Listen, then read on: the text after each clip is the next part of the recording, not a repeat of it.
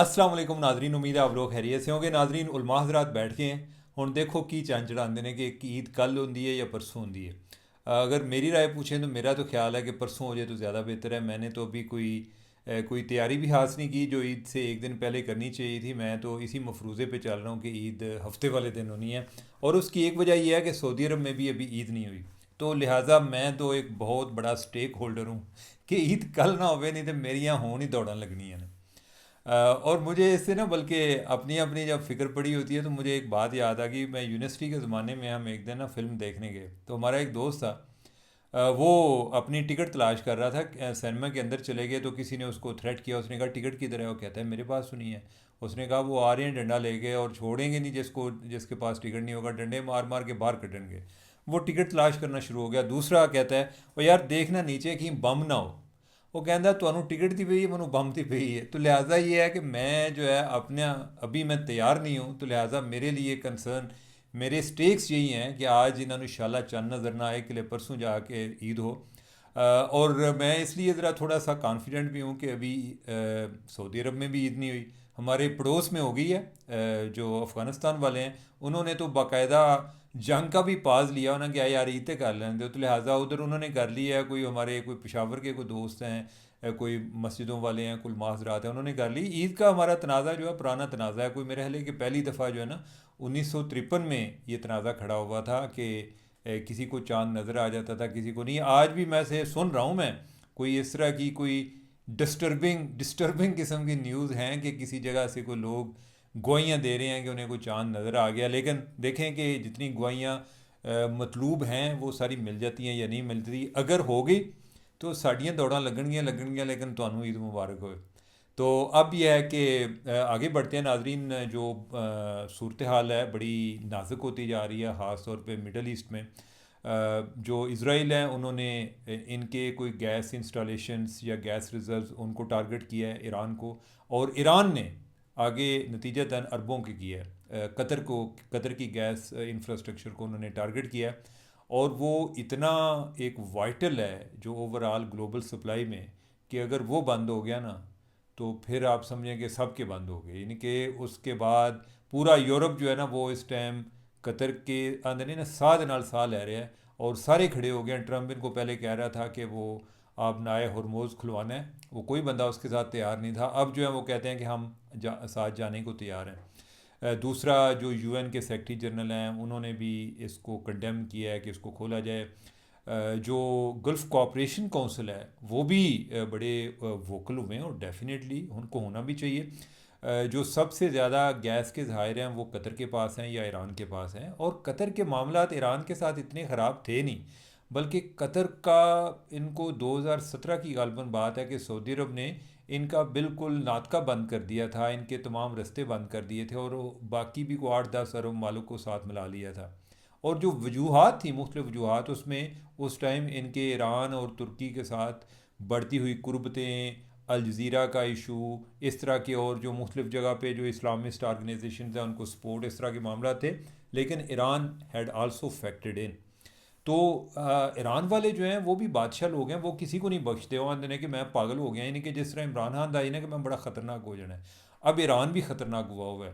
और वो अरबों को इसी तरह इस्तेमाल कर रहा है कि जैसे होता है ना कि कोई तीन चार तुसी लोग ने उन्होंने यरगमाल बना लेंदे हो, एक ने आप पर अटैक किया हुआ है तो आप कहते हैं कि अगर दोबारा मेरे पे अटैक किया ना तो मैं इनमें से किसी को मार देना है। तो वो फिर बच बचा के अटैक कर रहा होता है कि यार को साड़ा बंदा ना मारा जाए। तो इस टाइम अरब जो है ना बेचारे वो दरमियान में इसी तरह यरगमाली बने हुए हैं।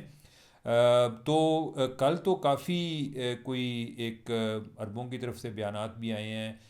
जो सऊदी वज़ीर ख़ारजा है ना उसने तो कल क्या कहते हैं बड़ी सुनाई भी है रानियों को ना, क्या क्या है वेखो मुस्लिम उम्मा के ठेकेदार बने ने।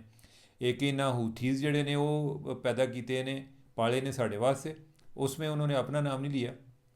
साथ उन्होंने कहा उधर हिजबुल्ला रखी हुई है, वो लबनान की गवर्नमेंट को नहीं चलने देती। एक तो इसराइल का मसला है ना उनका, लेकिन लबनान की गवर्नमेंट भी नहीं चलती। भाई भाई बाई द वे जो हिजबुल्ला है, यानी कि आप इमेजिन करें कि आपका एक जगह एक तरह से एक 1/3 एरिया पाकिस्तान का किसी टीटीपी के पास हो या किसी और के पास हो। दूर से तो हमें बहुत सारे लोग या बहुत सारी तंजीमें अच्छी लगती हैं ना, लेकिन जब आप अगर अपने आप पर अप्लाई करें, लबनान में तो खाना जंगी है, उसके अलावा उधर क्या है बेचारों का। उधर हिजबुल्ला अटैक करती है, नतीजे में इसराइल वाले आके हिजबुल्ला को मारने के चक्कर में लबनान की तबाही करते हैं। तो वो तो अभी तक खाना जंगी से नहीं निकल पा रहे। तो ईरान जो है उनको सपोर्ट करते हैं। तो इसी तरह उन्होंने कहा जी कि इन्होंने मिस्र में भी, उधर सीरिया में भी काम किया हुआ था। बशार अल असद की तरफ उनका इशारा था कि वो जब थे तो इन्होंने इतनी सिविलियन पॉपुलेशन मरवाई है, और बज़ाहिर जो है ये मुस्लिम उम्मा के चैम्पियन है। ये कहा है सऊदी वज़ीर हारजा ने। ये एक दूसरा पर्सपेक्टिव है, और ये भी गलत नहीं है, सटन अल भी नहीं। यानी कि ईरान जो है, ईरान अपनी जगह पे लड़ रहा है, इस टाइम ठीक कर रहा है, लेकिन ये है कि ईरान की भी जो पॉलिसी है ना, यानी कि उसके हमसायों के साथ को मामलात इतने अच्छे नहीं थे। और मेरा ख्याल है कि आपको ईरान की ज़्यादा समझ लगेगी कि अगर आप अफ़गानिस्तान की जगह पे ज़रा आप इमेजिन करें कि आपका कोई हमसाया अफ़गानिस्तान हो, उधर से आपको जो आप समझें कि हूथी जो हैं, यानी कि उधर से आ रहे हों, पाकिस्तान में अटैक कर रहे हों, तो आपकी जो पॉलिसी होती है, यही जज्बात जो हैं वो सऊदी अरब के भी हैं। बाकी जो ममालिक हैं वो अपने अपने अंदाज में मुतासर हुए हैं। और फिर एक सवाल ये होता है जी कि इन्होंने अमेरिका को इधर क्यों बिठाया हुआ है, और किन्हों बिठान भाई। अब मसला ये है कि, यानी कि मैं अगेन ये मुख्तलिफ पर्सपेक्टिव्स हैं ना उनकी बात कर रहा हूँ। मैंने आपको अगले दिन भी बताया था कि कुवैत पे जब इराक़ ने कब्ज़ा किया तो उस टाइम अमेरिका इनकी सपोर्ट में आया। ऑब्वियसली वो कोई ऐसा को वॉलंटियर नहीं कर रहा था, वो भी तेल की तलाश में था। लेकिन उसके बाद, यानी कि जब एक पूरी दुनिया का एक पुलिसमैन वो आगे किसी को छुड़ाए, तो वहाँ देने कि यार तू साढ़े को ठेके ले लो, हाँ इधर दा कम अज़ कम लोगों को पता होगा ना साढ़े तो अड़ना तल्लुकात ने, तो साढ़े हल कोई अख चुक के नहीं वेखेगा। तो वो तो इस तरीके से उन्होंने अपना सिस्टम रखा हुआ है। अब अमेरिका तो पूरा उनके कंट्रोल में नहीं है। तो एनीवे ये एक बड़ा एक लंबा सब्जेक्ट है, लेकिन इसके असरार जो हैं पूरी दुनिया में आ रहे हैं। पहले जो है गैस का मसला, उसका ऑयल का मसला बना हुआ था, अब जो है उसके साथ गैस का भी मसला बना हुआ है। तो लेकिन अब इसमें जो हमारे लिए गुड न्यूज़ है वो ये है कि जो इस टाइम यूरोपियन है या अमेरिका है, वो अपने मुफाद में हमारे मुफादात का भी तहफ़्फ़ुज़ करेगा। वो कोई ना कोई रास्ता निकालेंगे जिसके नतीजे में कोई प्राइसेस शायद मेंटेन हो जाए। उस सिलसिले में वो क्या कर रहे हैं, एक दो चीज़ें जो एक तो ये है कि वो स्टेट ऑफ हॉर्मुज़ को खोलने की कोशिश कर रहे हैं। अब इधर भी ईरान के साथ लड़ाई होगी, लेकिन जो है यूरोपियन जो है उनके पास ऑप्शन ही को नहीं है। ये बेचारे दरमियान में वैसे ही जो है ना इस्तेमाल होते हैं मुख्तलिफ अंदाज में। उनके पास ऑप्शन जो है वो ये नहीं है कि अब वो अंडर ट्रम्प डिक्टेशन नहीं आएंगे। अब यह है कि अगर एनर्जी का क्राइसिस पैदा होगा ना, तो वो अपने अपने मुल्कों में फ़र्क हो जाएंगे। पहले रशिया के साथ उनकी लड़ाई चल रही है, गैस उनको उधर से आती थी, वो बंद हुई हुई है। कतर ने उनके साथ 20 साल का एग्रीमेंट किया हुआ था। तो अब अगर कतर के जो ज़ाहिर हैं वो ईरान तबाह कर देता है, तो फिर यूरोप जो है वो तो बिल्कुल ही एक रड़े ते आ जाएगा। यानी कि उन्होंने तो कुछ उन्होंने पल्ले कुछ नहीं रहेगा। तो लिहाजा वो अपने फ़ायदे में जो काम करेंगे तो साडा भी जड़ा काम चल जाएगा। दूसरा जो है, यानी कि मैं एक बड़ा लतीफ़ा सुना है आज, और लतीफ़े को मैंने बार बार सुना है, और वो उनके जो सेक्रेटरी कॉमर्स से अमेरिका के, उसने कहा जी कि एक तो हमने पहले रशिया से भी उनकी जो ऑयल वगैरह पे जो सैंक्शन हैं वो उठाई हैं कि जाओ उन्होंने को ऑयल ख़रीदो और पूरी दुनिया में दो, ताकि इधर से जो एक बहरान पैदा हुआ है उसकी वजह से प्राइसेस कंट्रोल में रहे। दूसरा उन्होंने कहा जी कि ईरान का वो तेल जो ऑलरेडी ऑन वाटर है, कि यानी कि उधर से वो बुक होके निकल चुका है, उस पर भी हम सैंक्शन उठा रहे हैं। बाज़ का यह है कि लोग उधर से तेल ख़रीद लेते हैं और चोरी छुपे आगे जाकर बेचते हैं। तो हमने सैंक्शन उठाई हैं ताकि जो है इस क्राइसिस को थोड़ी देर के लिए बेशक ईज़ आउट किया जा सके। तो वो फिर मेरा ख्याल है कि इनके कुछ 2 हफ्ते निकल जाएंगे। जो ट्रंप इंतज़ामिया ये भी टाइम बाय कर रही है कि इस दौरान कोई ना कोई हमारे पास विंडो ओपन रहे और हम आगे जाकर तो कोई ईरान का को मक्कू ठप लें, जड़ा कि मुझे नहीं लगता कि इनके कंट्रोल में है। लेकिन नाजरीन एक चीज़ है, मैं कल एक ख़बर पढ़ रहा था, मैं बड़ा हैरान हुआ कि ओवरऑल जो उनकी एक इंटेलिजेंस है, जो मुसाद है, वो जिस तरीके से ईरानी सोसाइटी में पेनिट्रेट कर रही है, और वो जो लोग उनकी मुखबरी कर रहे हैं, that is very dangerous, very very dangerous. अब जो ट्रंप है वो चाइना, सॉरी साउथ कोरिया और जापान, उनको भी प्रेशराइज़ कर रहा है। उन्हें कहा कि ਤੁਹਾਡਾ कंजरो इन्नी देर का मेरा ਤੁਹਾਡਾ ਜਿਹੜਾ एक डिफेंस पैक्ट है तो साढ़े तो मुश्किल टाइम है, तुम के लिए नज़र ही नहीं आते। ठीक है, अब मैं जो है यानी कि साउथ कोरिया और जापान के हालात समझता हूँ कि एज आ पाकिस्तानी हमें पता है कि हमारा भी एक सऊदी अरब के साथ पैक्ट है। असी भी आने गला झूठ होवे के लिए जाना ना पै जाए। हमने कोई इसलिए तो पैक्ट नहीं किया था कि हमने जाके लड़ाई लड़नी है। और फिर ये है कि दूसरी तरफ है भी ईरान है, वो भी हमारा हमसाया है, तो क्या बनेगा क्या। तो ओवरऑल सूरत हाल जो है वो बड़ी ख़तरनाक किस्म की है। अल्लाह ताला करम फरमाएगा। मुझे यही लगता है कि ये जो मगरबी ममालिक हैं, या कह लें कि इस दुनिया की जो इस्टेब्लिशमेंट है, वो अपने मुफादात के तहफ़्फ़ुज़ में हमारा जो मुफाद है वो भी कोई दरमियान में सर्व हो जाएगा। Let's hope for the best.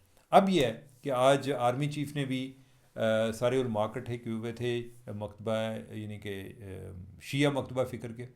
और उन्होंने क्या जी कि अगर कोई हमसाया मुल्क में कुछ हो रहा है तो उसके पाकिस्तान में असरात नहीं आने चाहिए। मतलब यह है कि ये जिस तरीके से अली ख़ामनेई जो है उनकी शहादत हुई और उसके बाद पाकिस्तानी शदाइयाँ ने अपने आप में मार मार के ते बुरा हाल किया, बल्कि सिर्फ यही नहीं कि कोई ये किया ही नहीं कि बहुत सारे लोग जो हैं वो तो मारे भी गए, वैसे ही मारे गए, यानी कि जान से हाथ धो बैठे। तो इस तरह का पागलपन नहीं करना। और जो करेगा या जो इसको सपोर्ट करेगा या जो इस तरह की प्रोवोक्टिव किस्म की स्पीच करेगा, फिर ओदी खैर नहीं। दूसरा जो है यानी कि हमें अमेरिका जो है वो हमारे बारे में भी परेशान है। उसने कहा कि यानी कि हमें जिन ममालिक से परेशानी है या सानू जिन्हों के बारे सोच के राती नींद नहीं पींदी, उन्हें जो एक पाकिस्तान भी है और ये इंटर कॉन्टीनेंटल जो बैलिस्टिक मिसाइल हैं वो बना रहे हैं, जिसका मतलब ये है कि हम अमेरिका को टारगेट कर सकते हैं। उन्होंने कल जो उनकी तुलसी क्या नाम है उसका, जो डायरेक्टर नेशनल इंटेलिजेंस है, उसने कांग्रेशनल हीयरिंग में बताया कि जो कंट्रीज़ बना रहे हैं उनमें ईरान है, नॉर्थ कोरिया है, चाइना है, रशिया है और पाकिस्तान है। जनाब तो पता है कि पाकिस्तान अच्छी है तो इश्तिहारी लोग होए ना, यानी कि कोई ना कोई किसी ना किसी जगह से जिक्र तो साड़ा आउंदा रहिंदा है। लेकिन पाकिस्तान ने कहा जी कि भाईन भैन जी तुहानू गलती हुई है, साढ़े मिसाइल एड्डी दूर जाने वाले भी नहीं है और ना ही सानू अमरीका जान की लोड़ है। असां कदी अमरीका के बारे सोचे नहीं। खुदा का खौफ करो, बाकी लोगों नाल निबड़ो, सानू जड़ा है ना इस लिस्ट शामिल ना करो। तो पाकिस्तान ने उनका जो ये दावा है या जो इल्ज़ाम है उसको आज रिजेक्ट किया, यकसर मुस्तरद किया है। तो नाजरीन ये सूरत हाल है। अब देखें कि मामला आगे किस तरफ बढ़ते हैं। जो ट्रंप है, ट्रंप ने भी बड़ी धमकी लाई है इमरान खान जैसी। उन्हें कहा कि ईरान अगर तू कतर ते को मज़ीद हमला किया ना तो मैं बड़ा ख़तरनाक हो जाऊँगा। तो पता है इमरान खान ने भी कहा कि मैं बड़ा ख़तरनाक हो जाऊँगा मैनू अगर तू हुकूमत तो कटिया। तो अब जो है ट्रंप ने कहा कि कतर जो है ना मेरी रेड लाइन है, ठीक है, तो ईरान तेरी खैर नहीं। अब क्या बनता है, आने वाले दिन जो हैं वो बड़े अहम हैं। ये ईद जो है वो भी हमारी जंग की नज़र हो जाएगी। अल्लाह ताला मुस्लिम उम्मा पर रहम फरमाए, इन सारे को होश दे और इनको कोई ऐसा तरीका बताए कि जिसमें इनको हदायत भी दे। बल्कि कि तरीका तो वैसे बंदा सोच भी सकता है, कोई चीज़ें नहीं कि जिनका सोचने के साथ तल्लक नहीं, हदायत के साथ भी है कि इन्होंने अल्लाह ताला हदायत है दे कि यार जेड़ा ना तुसी ਤੁਹਾਨੂੰ मैं नहीं सी इस वजह तो नहीं सी भेजा कि जाके दीवार टकरा मार मार के अपना सिर पाड़ लो और फिर अपने आप शहीद करार दे दो। कोई दिमाग को कम ही लेना है, यानी कि सिर्फ टकरा नहीं मारनी है। यानी कि इस तरीके से है कि कोई थोड़े मुखालफ का भी नुकसान हो। मैंने इस काम के लिए आपको नहीं कहा कि आपने सिर्फ अपने ही नुकसान करना है, अपने मुखालफ का ही नुकसान करना है और आपने उन पर हावी होना है। सिर्फ यही नहीं जी कि हमारी मुदामत यह है जी कि हमने इतने लोग शहीद करा लिए हैं। ठीक है, कोई आप दुनिया में फ़ातह बने और फ़ातह बनने के लिए आपको कोई एक एफ़र्ट करनी पड़ती है। और वो सिर्फ ऐसी नहीं है, यानी कि मैं अगले दिन भी आपको बताया था कि पहले अरब ममालिक जो हैं, हम आमतौर पे कहते हैं यार जो मुसलमान जो इकट्ठे हो गए थे ना इसराइल ਨੂੰ ਢਾ ਲੈਣਾ, ठीक है। तो पहले मैंने आपको बताया था कि 67 इन्हें जंग लड़ी इसराइल के नाल, अपने इलाके खुआ बैठे। फिर उसके बाद 73 में गए जो कि ताकि अपने छीने हुए इलाके वापस ले सके, नहीं ले सके। 6 माह इन्होंने तेल बंद रखा। ये सऊदी अरब जिसको आप कहते हैं ना कि ये अमेरिका का एजेंट है, 6 माह इन्होंने अमेरिका का तेल बंद रखा। उन्होंने क्या कि तू इसराइल नहीं मैथ करना है, 6 माह बंद रखा, उसने मैथ नहीं छोड़ी। इसका मतलब यह है कि आपको कोई नया तरीका तलाश करना चाहिए था। बाद में ईरान आया, उसने भी उसी तरीके नाल, यानी कि एक जो है ना एक सेल्फ डिस्ट्रक्टिव अप्रोच कि जिसमें अपने आप को ही नुकसान पहुँचाया है। फ़ायदा अभी तक ये नहीं है कि कोई इन्होंने कोई दुनिया फतह कर ली, उन्होंने भी नहीं की। तो खुदा रहा भाई कोई ऐसा तरीका इख्तियार करो कि जैसे चाइना है, यानी कि वो भी तो अमेरिका को आके सामने खड़ा हो गया ना। कोई तुसी भी इंज सोचो, तुसी जज्बाती पहला होंदे हो, तुसा करना कुछ होंदा है या नहीं होंदा, पहले ही गालां कढ़ना शुरू कर देंगे हो, तुहानू धुन देंगे, ये कर देंगे, वो कर देंगे, अमरीका मुर्दाबाद, इसराइल मुर्दाबाद। इमेजिन करें अगर आपके बारे में, पाकिस्तान के बारे में कोई इस तरह की बात कर दे। ये गुस्से वाली बात नहीं मैं कर रहा, मैं ये वैसे कर रहा हूँ कि अगर कोई थ्रेट कर दे कि हम जो है पाकिस्तान को नहीं छोड़ेंगे, पाकिस्तान क्या करेगा? पाकिस्तान कहेगा कि मैं बचा या ना बचा उन्हीं नहीं छड़ांगा। तो इसी तरह बाकी ममालिक भी हैं। तो लिहाजा खुदारा आपको मुकाबला इस तरीके से करें कि जिससे आप उनसे आगे निकलें। ये ना हो कि आप जो है नहीं कि अपनी पूरी कौम को लेके दिन ब दिन पीछे पीछे ही जाएं। ठीक है? तो आई डोंट थिंक, मैंने ये बातें इसलिए नहीं की हैं कि इसका लोगों पर असर होना है या कि मुस्लिम उम्मा ने कोई सीखना है, वैसे ही अपने दिल का गुबार निकाल रहा हूँ, तो लिहाजा माइंड न करना। तो नाजरीन, आज के लिए इतना ही काफ़ी। अगर कोई ईद हो गई तो फिर अल्लाह रखा, और नहीं तो फिर जो है यानी कि कल हमको प्रोग्राम करेंगे। मुझे दें इजाज़त। अल्लाह हाफिज़।